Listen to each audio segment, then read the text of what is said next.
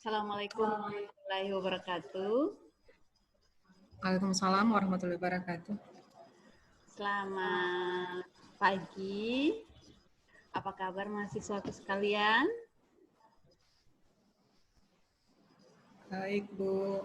Alhamdulillah. Jadi pada hari ini kita akan melanjutkan pertemuan mengenai mata kuliah kita keperawatan anak. Ada yang masih ingat? Kemarin kita membicarakan tentang pertumbuhan dan perkembangan pada anak. Ada yang masih ingat apa itu pertumbuhan dan perkembangan? Izin saya, Bu. Oh iya, silahkan. Apa itu pertumbuhan? Pertumbuhan adalah perubahan ukuran fisik dari waktu ke waktu. Contohnya dapat dilihat dari berat badan, tinggi badan, dan lingkar kepala. Sedangkan perkembangan contohnya fungsi tubuh. Contohnya dapat dilihat dari pendengaran, penglihatan, kecerdasan, dan tanggung jawab. Iya. Siapa namanya, Manis? Bu. Oh iya, terima kasih. Tepat sekali, Bu Sukma ya. Jadi, pertemuan kita sebelumnya kita sudah membahas apa itu pertumbuhan, apa itu perkembangan. Pertumbuhan itu dapat dilihat dari tinggi badannya, ada dapat diukur intinya kalau pertumbuhan. Dapat diukur kalau untuk tinggi badan kita menggunakan mikrotois dan berat badan ada timbangannya. Kemudian lingkar kepala juga menggunakan senti. Perkembangan pun ada alat ukurnya. Pada pertemuan kali ini kita akan lebih membahas mengenai perkembangan dan alat ukurnya menggunakan KPSP. Apa itu KPSP? Ada yang tahu? Ada yang tahu? Oke, memang belum ya. Sekarang kita akan belajar KPSP. Siap belajar?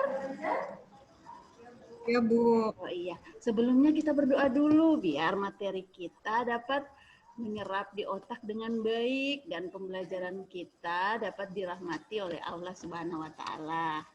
Kita berdoa ya, masing-masing berdoa dimulai.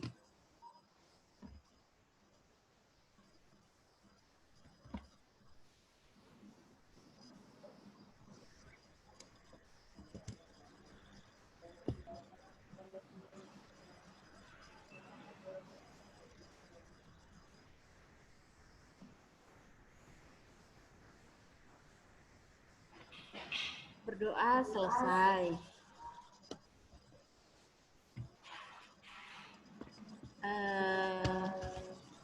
Ada yang bisa lihat?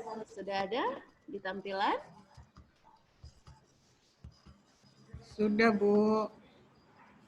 Bentar. Jadi mata kuliah kita pada hari ini keperawatan anak yang akan kita bahas bagaimana deteksi dini penyimpangan perkembangan pada anak. Tadi teman kita Sukmawati sudah menjelaskan dengan baik apa itu pertumbuhan, apa itu perkembangan. Jadi di sini kita akan belajar bagaimana mendeteksi dari penyimpangan perkembangan pada anak. Jadi untuk deteksi dini penyimpangan perkembangan itu ada beberapa tes. Yang pertama, screening pemeriksaan perkembangan anak dengan menggunakan kuesioner pra-screening perkembangan atau yang tadi Ibu bilang KPSP. Jadi ingat ya, KPSP. Kuesioner pra-screening perkembangan. Itu yang menjadi alat ukur untuk mendeteksi penyimpangan-penyimpangan dalam perkembangan. Selain itu ada tes daya lihat, tes daya dengar, dan deteksi bila didapatkan penyimpangan dari perilaku. Jadi di sini yang kita bahas kuesioner pra-screening perkembangan. Itu yang akan melakukan adalah tenaga kesehatan. Ya, kalian semua yang akan menjadi perawat, yang akan menjadi tenaga kesehatan, ini harus tahu mengenai tata cara penggunaan kuesioner pra-screening perkembangan. Tujuannya adalah untuk mengetahui apakah perkembangan bayi atau anak itu normal atau ada penyimpangan. Kalau cuma dilihat-lihat pasti kalian tidak akan tahu. Tetapi dengan adanya alat ukur ini, kalian bisa tahu anak ini perkembangannya itu normal ataukah ada penyimpangan. Jadwalnya dilakukan tiap 3 bulan pada usia kurang dari 24 bulan. Berarti kurang dari 2 tahun. Kemudian tiap 6 bulan pada usia di atas dari 2 tahun sampai 72 bulan. Apabila orang tua datang dengan keluhan masalah tumbuh kembang sedangkan umur anaknya bukan umur screening, maka pemeriksaan dilakukan dengan KPSP umur lebih muda dan dianjurkan kembali sesuai dengan waktu pemeriksaan umurnya. Jadi contoh, seorang orang tua itu datang pada usia anaknya berapa ya, 3 tahun lah, 3 tahun. Jadi kita pakai screening yang di bawahnya. Kalau 3 tahunnya belum, sebentar nanti Ibu buka bagaimana usia-usia yang pantas untuk dilakukan screening untuk perkembangannya menggunakan KPSP, ya. Jadi KPSP ini berisi 9 sampai 10 pertanyaan. Isinya itu tentang kemampuan perkembangan yang telah dicapai anak, yang semestinya anak itu telah capai pada usianya, tugas-tugas perkembangannya dia harus sudah capai pada usia tertentu. Jadi kita lihat apakah anak ini dia sesuai atau ada penyimpangan. Alat yang kita pakai, kuesionernya, daftar pertanyaan sesuai umur anaknya. Kemudian menggunakan kertas, pensil, bukan batu loh zaman dulu, atau daun lontar. Jadi kita pakai kertas sekarang. Kertas, pakai pensil. Pensilnya siapa tahu ada yang ingin diganti, bisa dihapus. Kemudian kita siapkan bola karet atau plastik seukuran bola tenis. Ini untuk kita melihat bagaimana respon anak. Kemudian kerincingan. Jadi kerincingan ini dibutuhkan pada anak-anak yang kita mau uji daya dengarnya. Itu nanti ada usia-usia tertentu. Kemudian bentuk kubus berukuran sisi kurang lebih 2,5 cm sebanyak 6 buah. Untuk apa ini? Bukan untuk kita membuat rumah, tetapi untuk merangsang bagaimana anak-anak itu bisa menuruti perintah dan bisa membuat balok-balok sesuai dengan kubus-kubus ini. Benda-benda kecil seperti kismis, potongan kue kecil berukuran 0 sampai 5. Ini ukuran normal lah. Karena kita akan mencoba bagaimana anak-anak itu mendengarkan perintah kita. Kemudian ini bisa kalian lihat untuk alatnya, persiapan alat. Kemudian cara menggunakan KPSP bagaimana? Pada waktu pemeriksaan, anak itu harus dibawa, jangan cuma bapaknya atau ibunya yang ke situ. Bagaimana kalian bisa menerawang bagaimana perkembangan anak tersebut, jadi anaknya harus dibawa. Tentukan umur anak dengan menanyakan tanggal dan bulan serta tahun kelahirannya. Jadi harus ada tanggal, bulan, bukan cuma tahun, karena harus dihitung harinya. Kalau dia lebih dari 16 hari, maka dibulatkan menjadi 1 bulan. Ya, ingat ya, bila umur anak lebih dari 16 hari, dia dibulatkan menjadi 1 bulan. Setelah menentukan umur anak, pilih KPSP yang sesuai dengan umur anak. KPSP tadi, ada yang masih ingat apa kepanjangannya? Ya, ada? KPSP. Kuesioner. Ada yang masih ingat?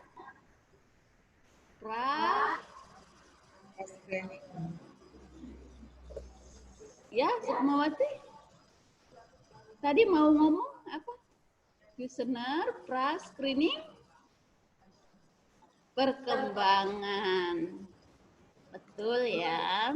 Jadi kita gunakan KPSP yang sesuai dengan umur anak. KPSP terdiri dari 2 macam pertanyaan, yaitu ada yang harus dijawab oleh seorang ibu atau pengasuh. Ada yang kita perintahkan kepada anak yang sesuai usianya sih.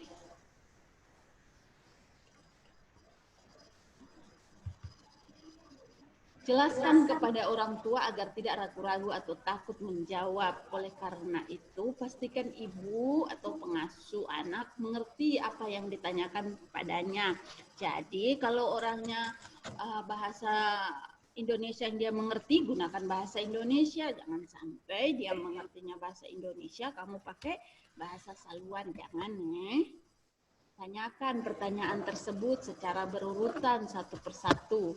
Setiap pertanyaan hanya ada satu jawaban, ya atau tidak. Tidak ada jawaban ragu-ragu. Ajukan pertanyaan yang berikutnya setelah ibu atau pengasuh anak menjawab pertanyaan terlebih dahulu. Jadi, jangan dia belum jawab, dia masih berpikir, ini anak ini so bisa apa, kamu so langsung tidak sabar pindah ke pertanyaan berikutnya. Jadi tidak boleh, kita sesuai urutannya. Jadi dia jawab dulu ya atau tidak, apakah ini bisa dilakukan oleh anak atau tidak bisa dilakukan, baru kita pindah ke pertanyaan selanjutnya. Teliti kembali semua jawaban, jangan sampai ada yang terlewat. Ini model KPSP. Ini usianya 3 bulan, nanti ibu berikan sebentar per bulan-bulannya, itu nanti ada tugas tersendiri, sabar-sabar. Pada waktu ini contoh KPSP pada anak usia 3 bulan. Contoh pertanyaannya, pada waktu bayi Anda terlentang, jadi ditanyakan ke ibu atau pengasuhnya, bukan kepada anaknya Pada waktu bayi Anda terlentang, apakah masing-masing lengan atau tungkai bergerak dengan mudah? Apabila salah satu atau kedua tungkai atau lengan bayi bergerak tak terarah, tak terkendali, maka lingkarilah kata tidak. Ini contoh. Ini untuk kita melihat gerak kasarnya. Gerak kasar bayi umur atau anak umur 3 bulan. Jadi, apabila salah satu atau kedua tungkai atau lengan bayi bergerak tak terarah, tak terkendali, maka lingkarilah kata tidak. Bisa dipahami ini? Pada waktu bayi Anda terlentang, apakah masing-masing lengan atau tungkai bergerak dengan mudah? Apabila salah satu atau kedua atau lengan, tungkai atau lengan bayi bergerak tak terarah, tak terkendali, maka lingkarilah kata tidak. Oke, sudah. Pada waktu bayi Anda terlentang, apakah dia melihat dan menatap wajah Anda? Itu untuk melihat bagaimana sosialisasi dan kemandiriannya. Itu nanti kita lihat jawabannya iya apa tidak. Kemudian,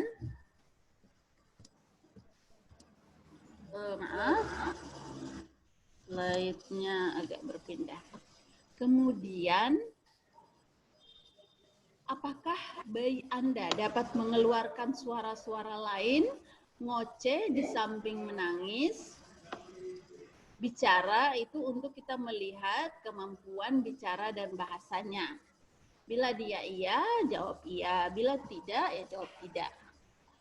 Pada waktu bayi Anda terlentang, apakah dia dapat mengikuti gerakan Anda dengan menggerakkan kepalanya dari kanan ke kiri dan ke tengah? Itu untuk kita bisa melihat gerak halusnya. Jadi untuk bayi itu, seperti pertemuan kita terdahulu juga Ibu sudah membahas.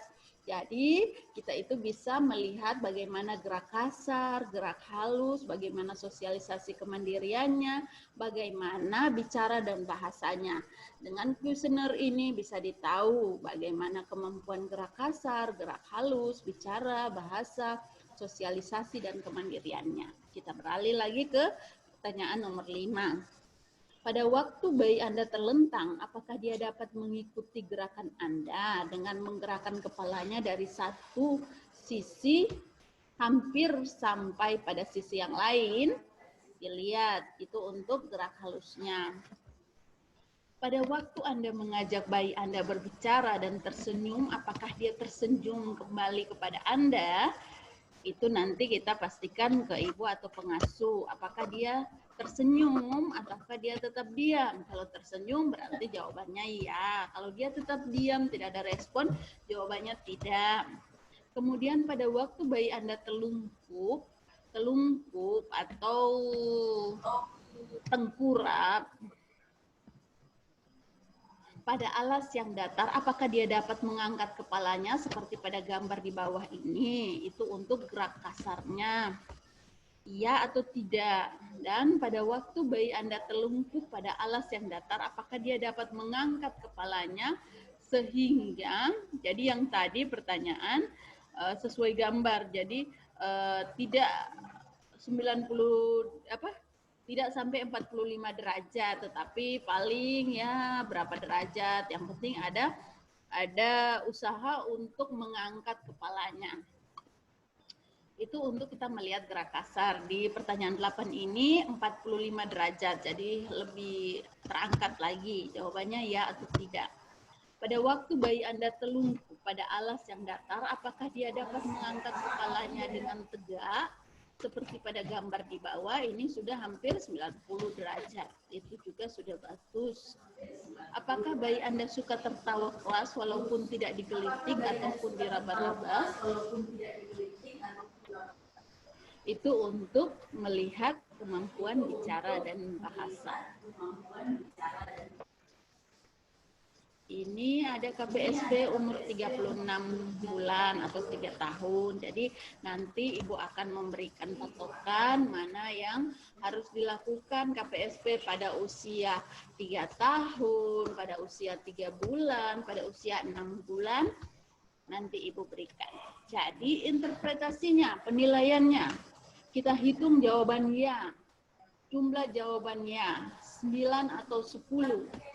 Interpretasinya berarti perkembangan anak tersebut sesuai dengan tahap perkembangannya. Berarti jawabannya S, sesuai, S.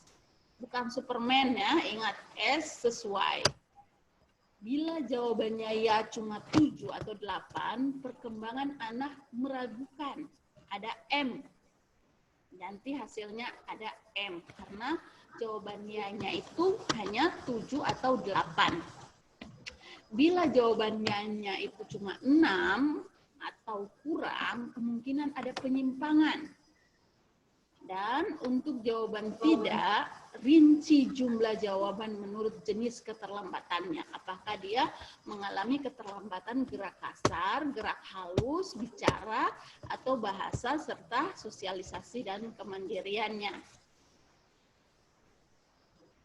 Jawabannya atau 9 atau 10, interpretasinya dia sesuai umur yang tadi S. Tindakan yang harus kalian lakukan, puji keberhasilan orang tuanya, lanjutkan stimulasi sesuai jadwalnya. Jadi, ya Ibu, anaknya ini sehat, bagus, perkembangannya sesuai. Itu yang bisa kalian katakan kepada orang tuanya, biar ada rasa bangga orang tuanya bahwa anaknya ini memang sehat, baik. Setelah kalian melakukan pengukuran pertumbuhan, sekarang kalian melakukan deteksi untuk perkembangannya sesuai, maka kita berikan pujian. Bila jawaban ya 7 atau 8 meragukan, nasihat yang harus kalian berikan adalah untuk melakukan stimulasi lebih sering dengan penuh kasih sayang, jadwalkan kunjungan ulang untuk 2 minggu berikutnya. Apabila hasil pemeriksaan selanjutnya juga meragukan, baru dirujuk.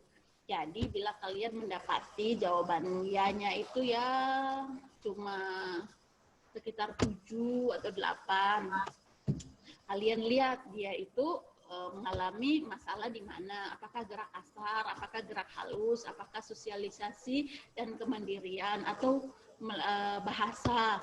Jadi itu harus kita garis bawahi di pertemuan selanjutnya. Aspek-aspek itu yang perlu lebih kita tingkatkan lagi. Mungkin minggu lalu pengasuh atau orang tuanya kurang lebih memperhatikan, kita menjadwalkan kembali untuk 2 minggu berikutnya dilakukan pemeriksaan. Bila jawabannya cuma 6 atau kurang, ada kemungkinan dia mengalami penyimpangan. Rujuk ke rumah sakit yang melaksanakan rujukan tumbuh kembang. Intervensi yang dilakukan bila perkembangan sesuai tadi tes, puji ibu, teruskan pola asuh anak, beri stimulasi sesering mungkin. Jadi stimulasi itu adalah hal yang kita lakukan seperti memberikan pelukan, memberikan ciuman, itu juga bentuk stimulasi. Kemudian bila dia gerak kasarnya juga kita ingin latih, maka kita ada ajarkan beberapa stimulasi. Nanti di buku ini ada juga bagaimana bila dia mengalami masalah di aspek tertentu, stimulasi apa yang harus dilakukan sesuai umur anaknya dan kemampuan tugas-tugas perkembangan yang harus anak tersebut lakukan. Kemudian lakukan pemeriksaan screening sesuai usianya. Bila perkembangannya meragukan, ajarkan ibu cara melakukan intervensi stimulasi.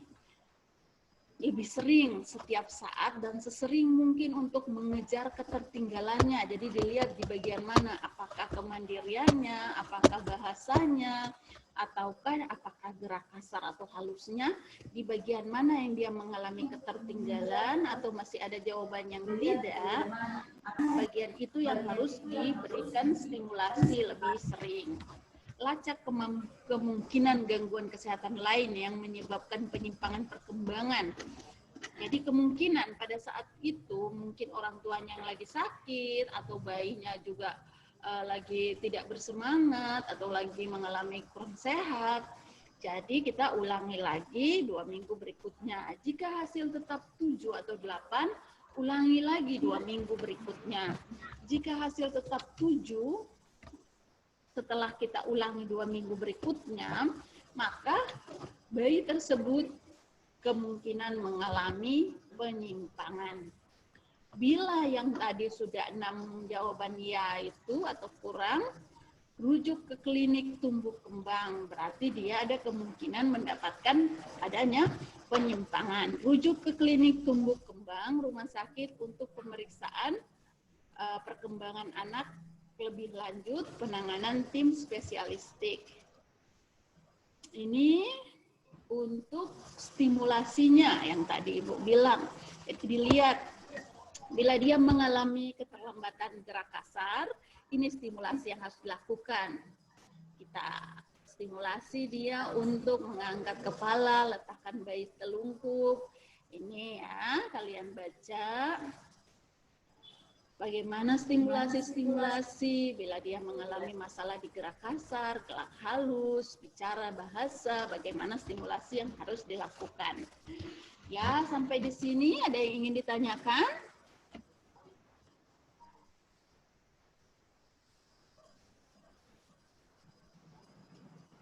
Ya, memang ini baru bagi kalian, jadi Ibu akan memberikan kesempatan, kita akan latihan.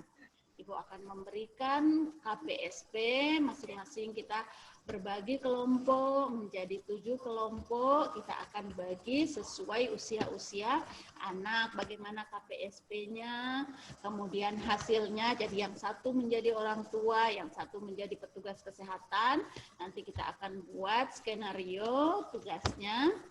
Ya, untuk saat ini kita selesaikan pembelajaran kita mengenai KPSP, kita lanjutkan dengan tugas.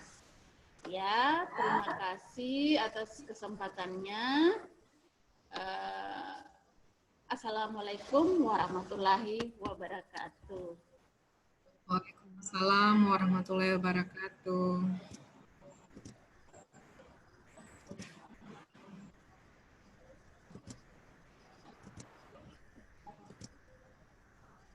Jangan lupa tugas dikumpul. Jadi Ibu akan tinggalkan dulu, kita akan bertemu kembali. Ibu akan melihat bagaimana kalian skenario membuat KPSP, penilaian KPSP terhadap aspek perkembangan anak. Ya, oke, terima kasih.